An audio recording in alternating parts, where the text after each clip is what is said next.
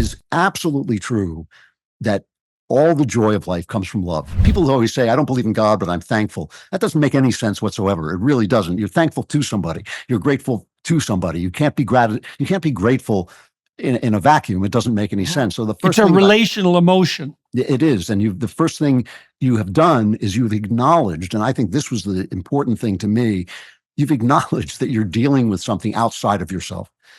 It is internal in the sense that once you perceive something, it becomes part of you. But still, that gratitude is the act of perception. It's the sacrifice of your independence. It's the sacrifice of your sense that I am myself alone, and I'm the captain of my ship, and all this. I am that I am. I am that I am, and you bet. Yeah, I am the master of my fate. That sort of thing goes out the window the minute you say thank you, because you're saying, oh, it was a gift.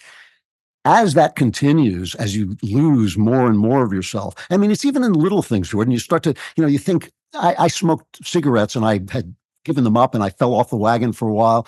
And I just thought, I can't face my God in the morning doing this to my body. I just can't do it. Right. And so I thought, this is going to be tough. But in fact, it is always better. Everything is better because it is absolutely true that all the joy of life comes from love. If you love your work, if you love your people, if you love God, if you love the things that you love, the bigger the things you love, the more joy you have. I love football. I get a little joy out of that. It's a small thing, but even so, that love, as you say, it has to acknowledge the otherness of the things that you love. It acknowledges that you are giving away, you are including within the sphere of your ego something that is not yourself. And that is a sacrificial act. It's an act of sacrificing your privacy, your domain, your kingdom, and it's just beautiful. And it gets a little easier, but there's always more to give up. There's always something else. And then you have the amazing fact that sort of sacrificial attitude. I said before that death gives life meaning, but that gratitude gives death meaning, because suddenly you realize you've given yourself up to something beyond life itself. And therein lies what can only be faith. I mean, I obviously, either as in anesthesia, they'll turn you off like a light bulb, or in fact, they'll turn you off like a light bulb for a while, and then you'll be back. It's going to be one or the other.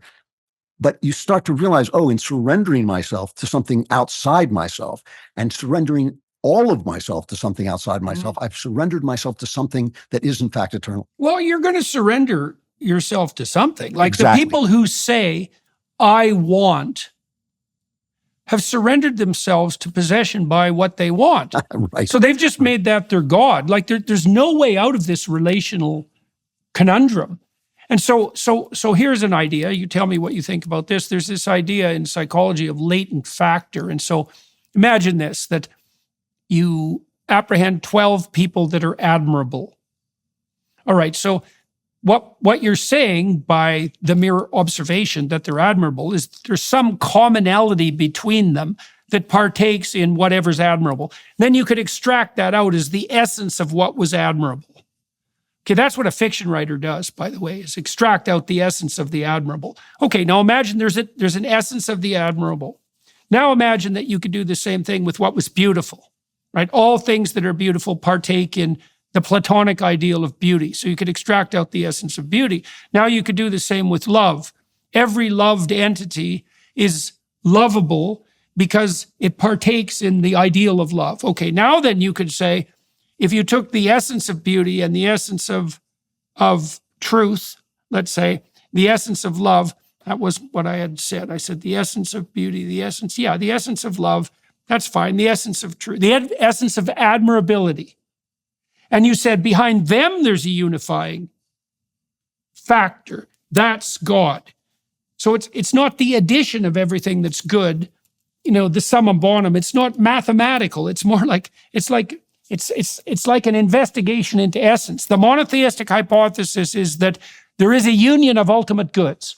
Yes, right?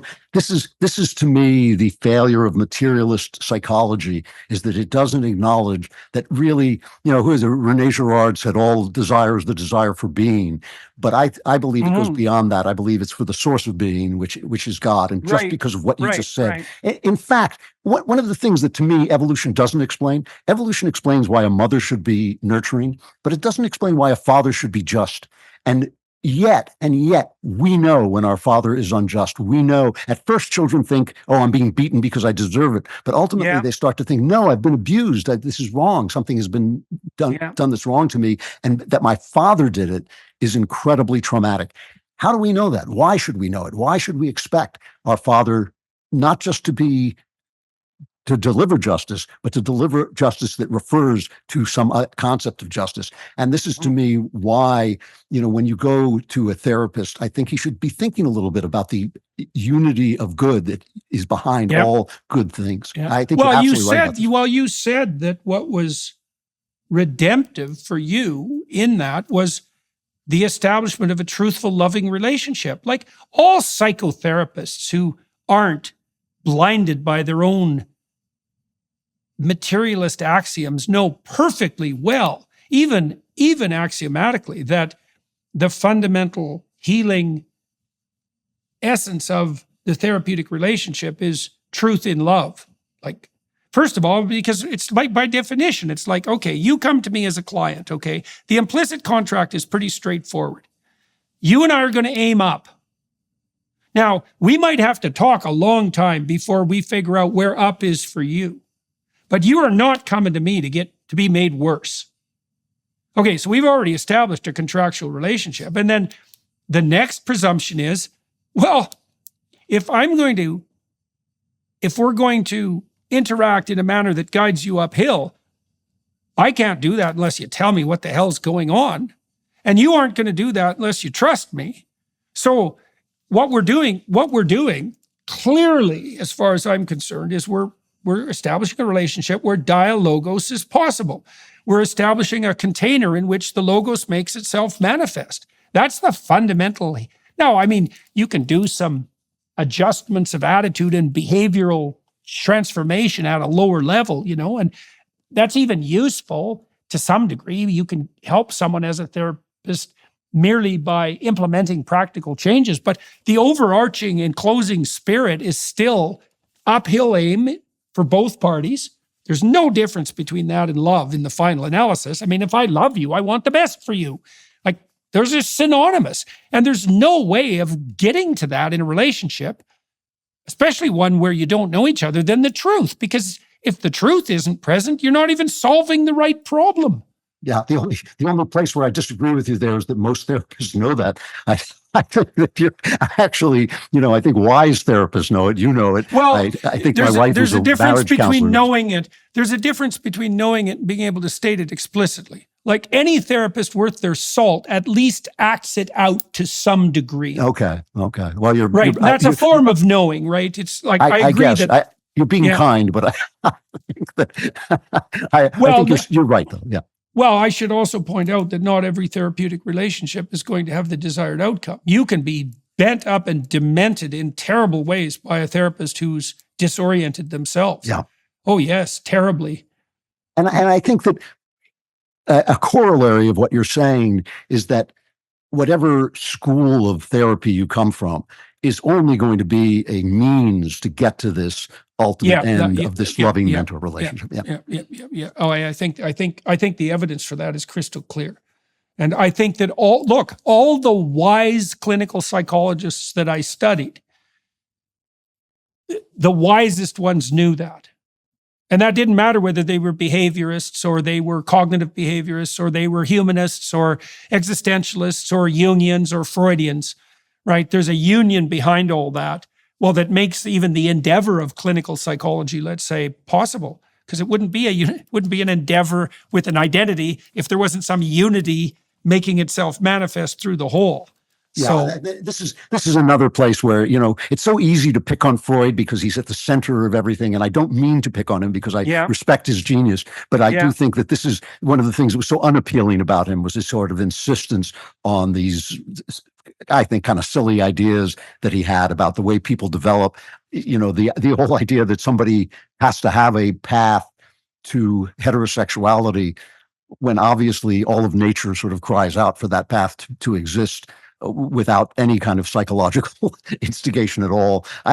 There's plenty of things about Freud that I think just went astray. But again, I hate people who pick on him all the time because he did create so much genius. Well, also partly what happened to poor Freud is that everything he said that was revolutionary and of genius, what would you say, genius level insight, everyone now takes for granted. That's right, yeah.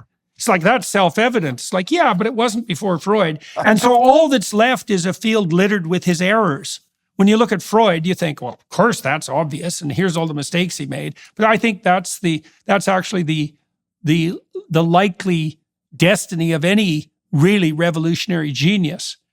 And maybe Freud had some more errors in his conceptual field than many geniuses, but I mean, I'll tell you, man, he nailed the devouring mother, and that was a non-trivial act of perspicacity. So, yeah, no, but all right, you're Mr. absolutely Klavan. right. That Auden, that great line in Auden, he's no longer a man; he's now a climate of opinion. And I think that's exactly what happens. That he has vanished, his greatness has vanished, and all that's left are his flaws. You're absolutely right. For more great content, like and subscribe to the Andrew Klavan Show wherever you get your podcasts.